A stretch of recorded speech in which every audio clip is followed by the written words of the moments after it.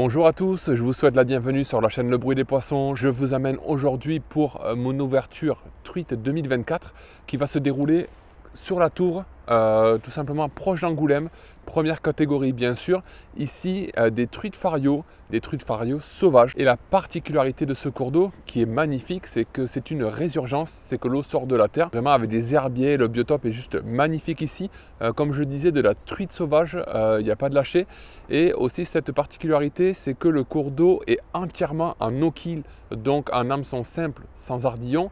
Donc en fait, ce qui va permettre d'avoir une population de fario qui va grandir, qui est magnifique. C'est ça à peu près depuis quelques années, 4 ans. Donc on sait ici qu'il y a de très gros sujets qui se baladent, une très belle population. Même si aujourd'hui ça va être difficile, c'est l'ouverture. Même si on est lundi, je me suis déjà un peu baladé, il y a énormément de monde au bord de l'eau. Donc ça va être très dur, ils ont vu beaucoup de leurres pendant tout le week-end. Allez, je perds pas plus de temps parce que j'ai très envie de pêcher depuis le temps. Et je vous amène avec moi pour l'ouverture truite 2024. On y va. Allez, on va partir sur un gunky comme ça, assez flashy. On va essayer de commencer par agresser les poissons aux poissons nageurs avec une couleur flashy. Après on essaiera de naturel. Et après on va peut-être passer bien sûr de la cuillère, de l'ondulante, de la tournante, du leurre souple. On va à peu près tout essayer ici. Allez, c'est parti.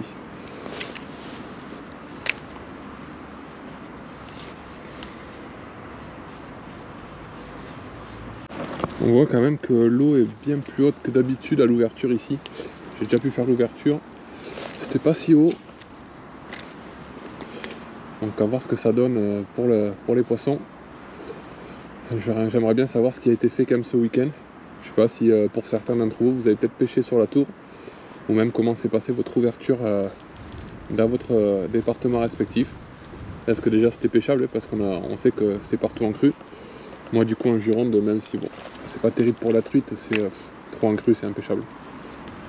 Donc bon, dans tous les cas c'était mieux de venir ici. Déjà en termes de qualité de poisson, beauté de la rivière, enfin un peu tout. Mais bon, on sait qu'ici, il y a un monde complètement fou, surtout à l'ouverture, complètement fou. Une pression de pêche énormissime. Donc c'est très dur de se démarquer. Hop, allez. On va changer, on va mettre du naturel. Un petit leurre de chez Decathlon en sinking. Allez. On va peut-être pouvoir aussi atteindre des distances un peu plus importantes. Voilà. Ah là, ça se lance mieux. J'étais en 54 sur un gunky, c'était un peu trop léger. J'arrivais pas à atteindre les distances que je voulais. Là, c'est mieux.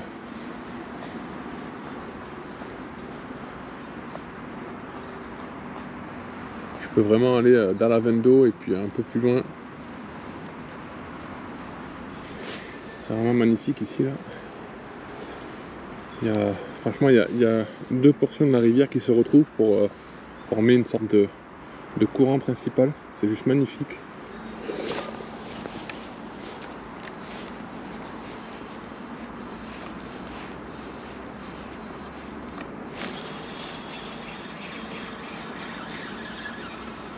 Hop, poisson. Petit poisson. On va le dropper. On va aller puisette direct. Tout petit poisson, mais poisson. Wow. L'ouverture commence très petit. La petite, la mignonne. Toute petite, mais elle est vraiment, on sent que c'est une sauvage. Elle a des couleurs juste magnifiques. C'est incroyable. On va la remettre de suite à l'eau parce qu'on ne perd pas plus de temps avec ce petit bijou. Allez. Hop, elle reste là. Hop, ça y est, on repart. Magnifique. Allez, c'est la première, c'est une petite, mais on ne désespère pas pour en faire une plus jolie. En tout cas, je suis pas capot et pour une ouverture de la pêche, c'est déjà pas mal. On continue. Allez, on continue, c'est encourageant. Une petite comme ça. Bon, du coup, couleur naturelle. Ça a bien marché. Comme quoi, la petite, c'est quand même attaqué un leurre de 65. C'est quand même assez vorace. C'est pas décroché. C'était bien piqué, franchement.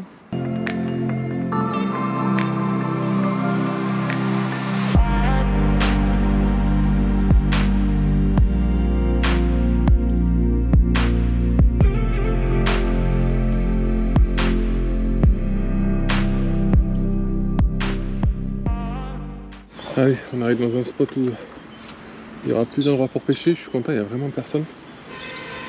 Allez, le cours d'eau est un petit peu moins large, comme il est séparé en deux. On met un leurre un petit peu plus petit. Allez, c'est parti. Alors, vous voyez, c'est ce que j'adore faire. Par exemple, je suis sur un spot où je peux pas lancer vraiment en amont. Mais c'est pas grave en fait. On n'est pas obligé de pêcher en amont. D'ailleurs, la plupart du temps, moi je pêche vraiment de 3/4 en face de moi. Enfin, je pêche vraiment en face de moi. J'ai l'impression qu'il y a eu une sorte de gobage là-bas. Où je pêche vraiment en face et en fait je ramène et en descendant. Et en fait, c'est plus facile de contrôler le leurre. On n'est pas obligé de ramener hyper vite. Comme là, ben voilà, c'est pas grave, je vais pêcher 3/4 comme ça. Hop, 2/3, on n'en sait rien quoi. Hop, et je ramène, je fais les petits twitch comme ça. Je peux même le laisser sur place. Ça, c'est un leurre suspending que j'ai pris. Ça marche aussi avec leurre coulant. Oh, j'ai une attaque, par exemple. Boum, en direct. Moi, c'était une petite. Ça a bien vibré. C'est pas piqué. Deuxième petite attaque en tout cas.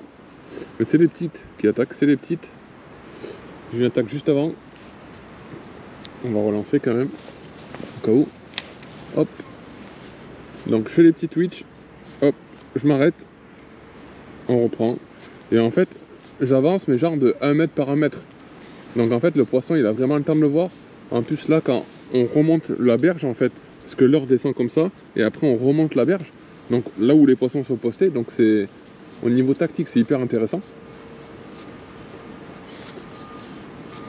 Ah, il n'est pas revenu.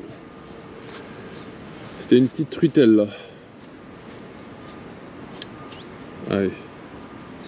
Bon, il n'y a que les petites qui tapent vraiment sur les leurres dures, donc on va passer pour voir comme il y a un peu plus de lumière avec une cuillère tournante. Peut-être que vraiment les flashs lumineux peuvent déclencher autre chose que les petits poissons. Et là par exemple ce que je vais faire, là c'est propice notamment pour lancer du coup plus en amont. Donc en fait, quand je vais lancer en amont, forcément le début où je suis presque on va dire à la verticale vers le haut de la rivière, il va falloir mouliner beaucoup plus vite pour que notamment là, ma cuillère rentre en action. Mais on va le sentir en fait quand vous arrivez à un moment juste en face de vous, il va y avoir une prise différente sur le courant. Et vous allez voir que le leurre va tirer beaucoup plus sur votre canne. Donc à ce moment-là, ralentissez la cadence lorsque vous ramenez votre leurre. Vous pouvez ralentir votre cadence, le leurre rentrera pareil du coup en action, puisqu'en fait grâce au courant, et vous permettra notamment de pêcher plus doucement et de pêcher directement en étant baillé par le courant, et ça c'est très très bon par exemple. Donc allez, on va lancer, hop, hop, voilà, pile poil là en face, hop, au ras des arbres. Allez. Et là je sens que je suis obligé de ramener un peu plus vite pour qu'il rentre en action. Et là je suis en face et là boum, je sens que là ça commence à forcer, donc je ralentis. Voilà, je ralentis. Et plus ça descend et plus ça tire sur la canne. Voilà, tout simplement. Allez, on va remonter un petit peu. Et une chose à savoir aussi, on veut tout le temps aller proche de l'eau, rapidement, sans faire attention à ce qu'il peut y avoir. Moi, ce que je vous conseille, c'est quand vous arrivez sur un spot comme ça, ben déjà, approchez doucement, sans marcher, sans faire trop de bruit au sol. Notamment, il ne faut pas parler normalement, mais là, je vous parle. Approchez-vous doucement, déjà, pour voir si vous voyez quelque chose vraiment de votre côté. Et après, ce que je peux vous conseiller, c'est de faire des premiers petits lancers proches de vous. D'accord? Là, je vois qu'il y a un amas de rochers. Hop, je vais d'abord lancer là. Je n'ai pas besoin de lancer loin. Hop, voilà. Je peigne ici devant. Je vais peigner aussi devant ici. Je vais le lancer juste devant. Et comme ça, me faire balayer par le courant. Et ramener tout doucement ici. Comme ça, au moins, j'aurais déjà peigné le devant de mon spot. En arrivant, du coup, là, je peux m'avancer maintenant. Mais si j'étais directement, si je m'étais directement avancé en arrivant, il y aurait possiblement des truites devant et je les aurais fait fuir. Et alors là, si on les fait fuir, autant vous dire, tout le spot il est mort.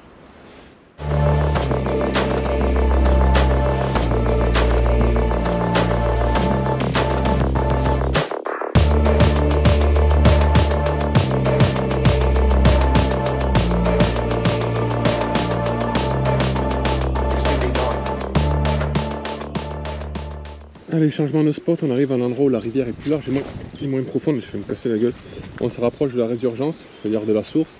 Et ici, en fait, plus on se rapproche de la source, plus eh bien, la rivière est large et basse. Ça creuse plus tard.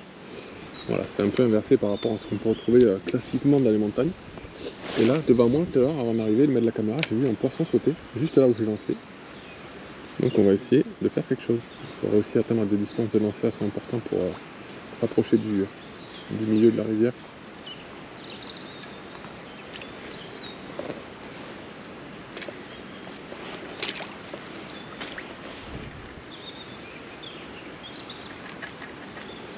C'est handicapant de ne pas pouvoir mettre les pieds dans l'eau, mais c'est pour la bonne cause. Il faut savoir que dans cette rivière, en plus du no-kill intégral, on ne peut pas mettre les pieds dans l'eau avant mi-mai de mémoire, pour protéger en fait les frayères, puisque en fait, si vous voulez, les truites, elles pondent vraiment sur ces parties un peu sablonneuses, caillouteuses, vraiment sur les bordures. Donc si on marche à l'ouverture, eh bien on tue tout.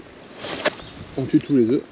Là, j'ai réussi à trouver la bonne cadence avec la cuillère comme ça, de pouvoir lancer, ramener et canne haute directement, et je ramène assez vite et j'arrive à passer juste au-dessus des herbiers, vraiment au ras des herbiers. C'est parfait, je m'accroche à rien du tout. Et là, ça pêche bien. Là, ça pêche bien. Et quand je me rapproche, je baisse la canne, bien sûr. Et là, hop, là, ça pêche bien. Donc, si j'arrive à passer devant une truite qui est calée, qui est à maraude par là, ça peut le faire, quoi. J'arrive à lancer très loin avec celle-ci. C'est une 6 grammes. C'est la Daiwa 6 grammes. Elle est en couleur marron, brown, là. Donc, assez naturelle. Je vais me taper un caillou. Je vais essayer avec une cuillère d'une autre couleur, avec un point rouge.